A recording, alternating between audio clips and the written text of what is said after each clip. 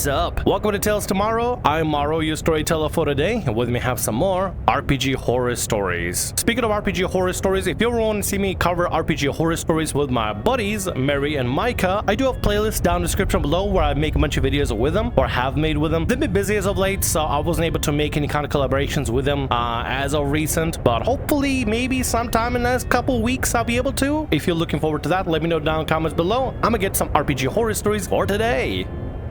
Trying to find a game online that fits your schedule by DnD Doge. That's it. That's the post. Edit. And I use some apostrophes. Wow, amazing Doge. Thank you very much. Anyway, this was a joke story. Let's get to the real story. GM thought they were playing a single-player game.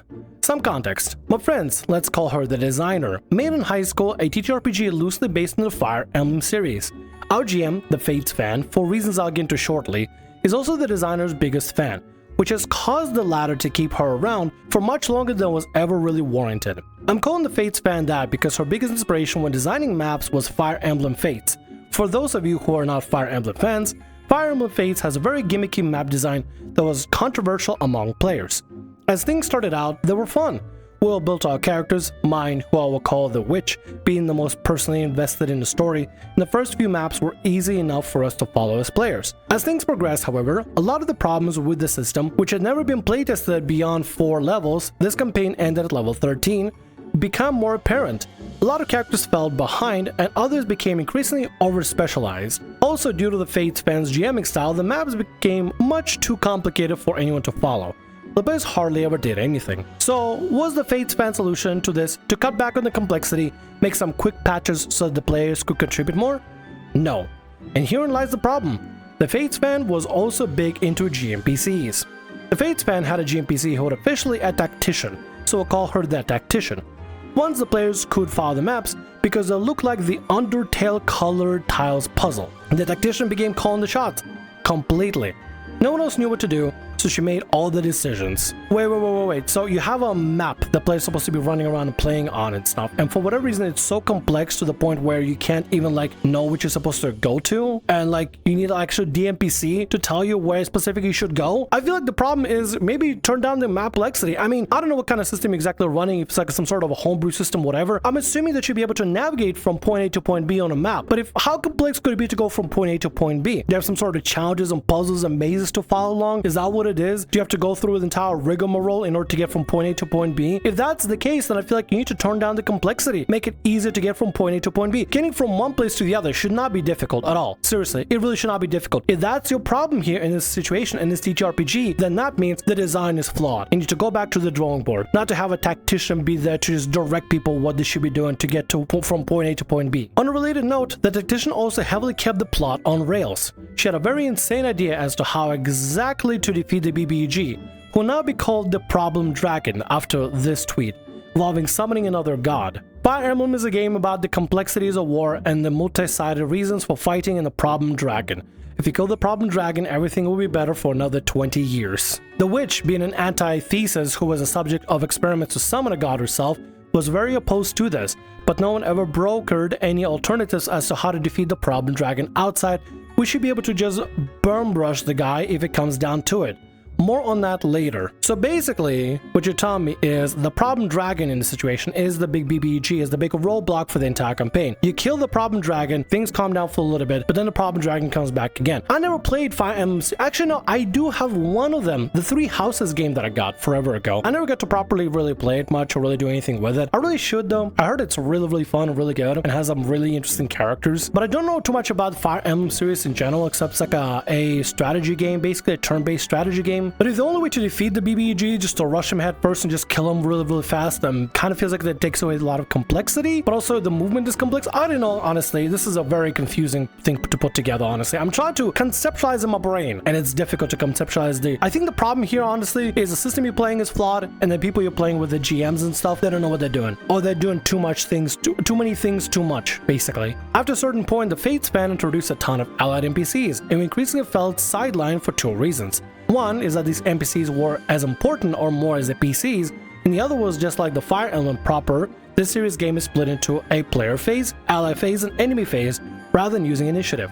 which means that the gameplay consisted of the players all making one decision, actually the tactician decision more of the time, Well, the Fates fan got to play a whole Fire Emblem game with a whole cast. As a late note, the Fates fan white-roomed everything, and so things invariably didn't go as she anticipated when we deviated from the plan or luck wasn't on our side. This ultimately came to a head in the penultimate map. Tactician reached out to the NPC who was integral to her plan of summoning a god to fight another god and found out that the plan wasn't supposed to work anyway, because the god didn't want to be summoned.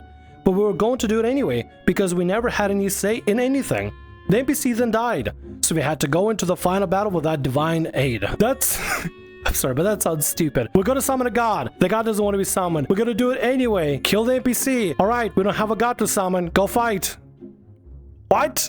How do you want to stay with this? Maybe if I were to read it proper, might sound interesting, but oh my god, the way it's been run by this Fates fan, I think is just too much to handle. I can't believe you guys decided to stay with it, because it feels like it's just one thing, then the other, and one thing, then the other. NPCs are coming in, complicated map, have to be coordinated by the navigator, the director, or whatever you got going on, the GMPC that basically gives you coordination of exactly what you guys should be doing in your turn. I feel like the problem here is that your GM makes things extremely messy and convoluted. Maybe it makes sense for the people that understand the Fire Emblem series, but I'm reading through this and I'm having a difficult time just wrapping my head around the canonical events of this story. That's fine though, right? It's totally in genre for the game to come down to a slugfest between the good guys and God, where the good guys prevail. That's how most Fire Emblem games end, and it's completely in line with the designer's politics.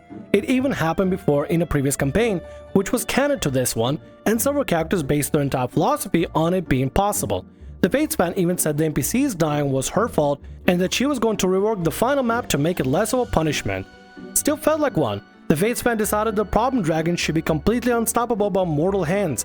Our backup plan to defeat the problem dragon was a super weapon which used souls as a power source, and the souls were completely destroyed. Everyone was horrified, but the problem dragon had far too many hit points for us to defeat without using the weapon. We initially made progress with the aid of super weapon, but during the second turn of the final battle, we got some very bad rolls, and things ultimately reached the point where everyone but the Fates fan was frustrated because this was the second time the problem dragon was made too strong by mistake. We were going to lose unless we played very carefully. So we did an out-of-character planning session where the Fates fan still did most of the planning, because of course she did. If your DM is there to help plan out for the final boss fight, I don't think it's really helpful. I mean, unless you really need that crutch of the DM specifically being there to help with it. I feel like it's just bad design. Your GM just designed a really bad fight to the point where they're working with you and collaborating with you on how to defeat the poorly designed fight. That's not a great design. If you have to specifically give like a cheat sheet away to how players can defeat the final boss that you created, maybe make a better boss. Then the Fates fan decided this planning session was going to be justified as a result of a divine intervention using the witch as a vessel. At this point, we had it. The campaign was not what anyone wanted and was set for an extremely dissatisfying ending.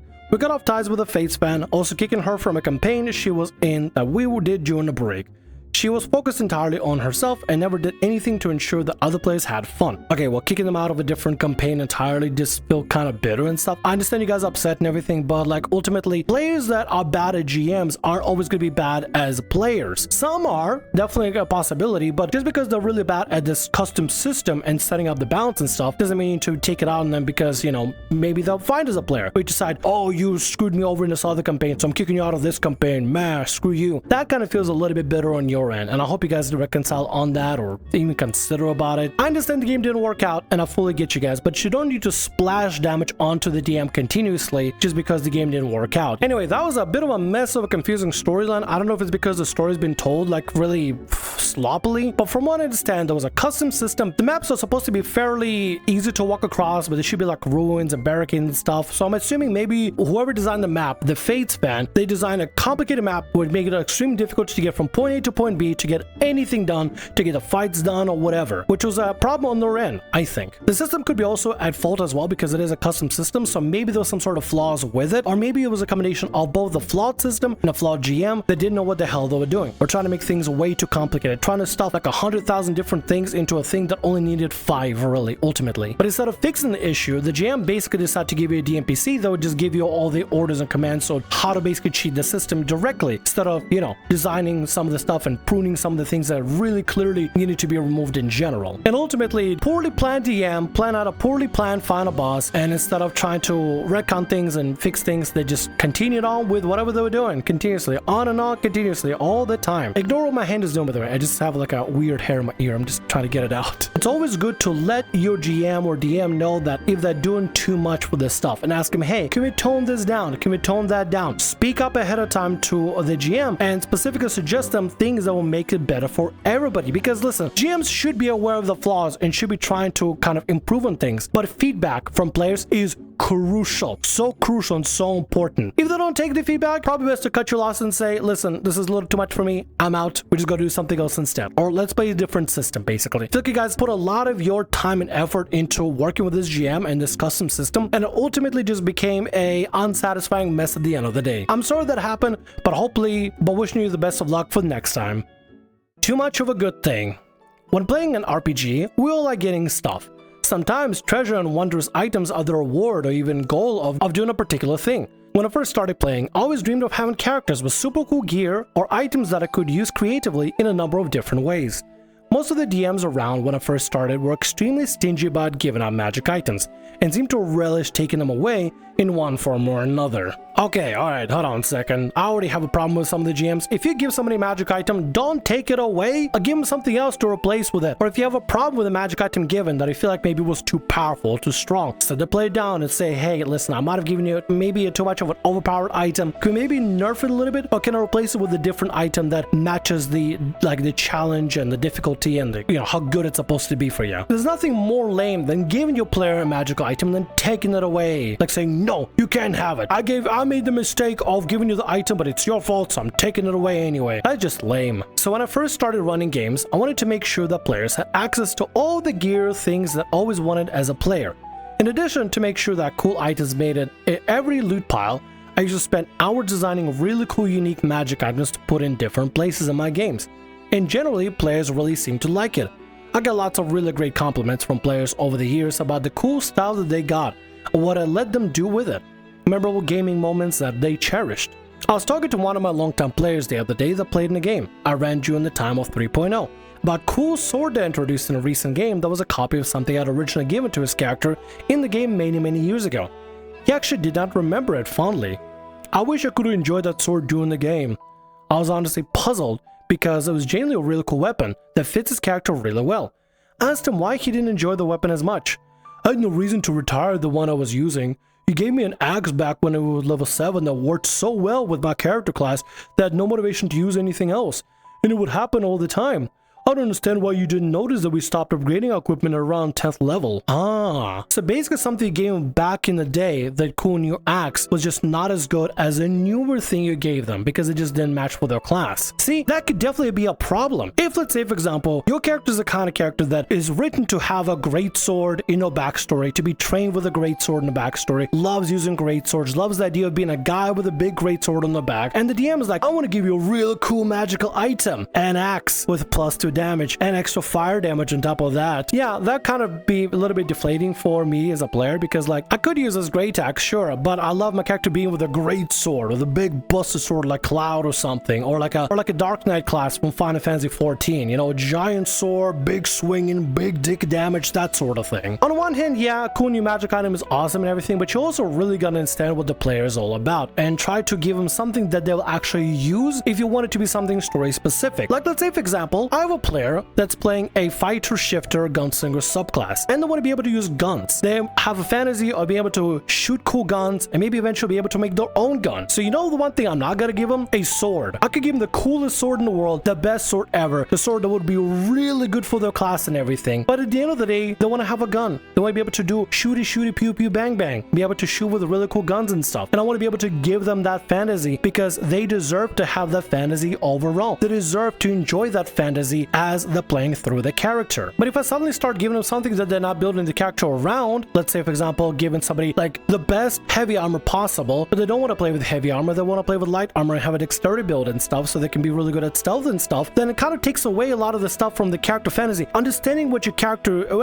player is building for their character is important to giving them magic items that would fit them really, really well. You could give some really cool magic items that have like some cool lore and cool effects and everything, but it's not a guarantee they're gonna 100% use it and everything, because sometimes things are just like that. When I received my little bag of many tricks, the one that lets you like take yarn balls and like toss them out to summon animals and stuff, I was more attached to the item than ever. I'd never be more attached to the item than that specific item. Not even my bag of holding is gonna be as more like meaningful to me as the bag of, I think it's called the bag of tricks. So I don't think it's called bag of many tricks, I think it's just bag of tricks. And players will have certain items that they get really attached for, something that they get really connection with, or something that can work really well with them. For a second I wondered why he hadn't brought this up to me at the time, but I realized that it was an aspect of the game that I think I cared a little more about than the party did, and my awkward teenage autistic ass didn't pick up on it. So I texted another one of my longtime players and asked about it, and he basically confirmed it, telling me that they liked to come to my games because I was generous with them, but they stayed because they end up liking the characters, the story, and party chemistry.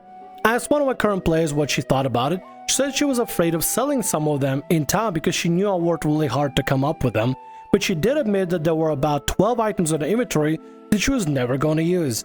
Yeah, too much of a good thing for sure. Guess the lesson here is that you can actually take the fun out of getting cool loot by doing it too often. Magic items are like the shiny special thing. A little bit of the shiny special thing, it feels special. If you constantly dump players with shiny magical thing and special items that have item attunement and stuff, that could feel like a cumbersome burden. And the last thing you want to do is turn your magical items into a cumbersome burden. I think if, let's say for example, they don't need a magical item that they can just give to somebody else or sell it for profit, they probably should do so 100%. You can't just parade of magical items. It's probably, you know what would probably be easier? Give them a lot of gold. Give them a lot of gold and set up in shops magical items that players can purchase with that gold, and then go from there. Whatever they would like to get it for them. If they have a specific storyline going on where you have to meet at barbarians like previous village and they had like a mentor that had a really cool weapon that they were hoping to get passed on to them, or maybe get repaired or something, you know, make story items and magical items feel memorable and unique and cool. Don't just drain from them a bunch of magical items that you think would be awesome for you to have as a player. Really talk to your players and figure out what kind of stuff they would want to have, or whether they even want to have a special magic item that is more connected to them. Otherwise, just give them a lot of gold, or maybe, you know, give them some treasure here and there, an occasional magic item here and there they can find along the way that could be useful, but ultimately doesn't have too much attachment to yourself. So it's okay if players decide to sell it off in case they didn't want it and stuff, because that could still be profit that they could put into a magic item that they really would want. Don't beat yourself up over it too much, honestly. Like when it comes to running a session, I know during our sessions we were pretty confused about how often we should be giving up magical items, so we sort of kind of fumbled around until I figured out like a decent time to start fumbling around with them and finding magical items. So yeah, I would say just kind of go with the flow of things, but it's still an important lesson to learn. Don't give too much of shiny to the players, or else that shiny becomes the most mundane thing ever, and you don't want it to feel mundane, you want it to feel special. And with that, that's gonna be all our stories for today. I want to thank you very much for watching, and thanks so much for being here. If you like what I do, consider subscribing to the channel and leaving a like. Also, if the RPG Horror Stories ever goes down, or if you want to submit your own personalized horror story, email is down in the description below. I'll see you again in more Tales Tomorrow. Bye-bye.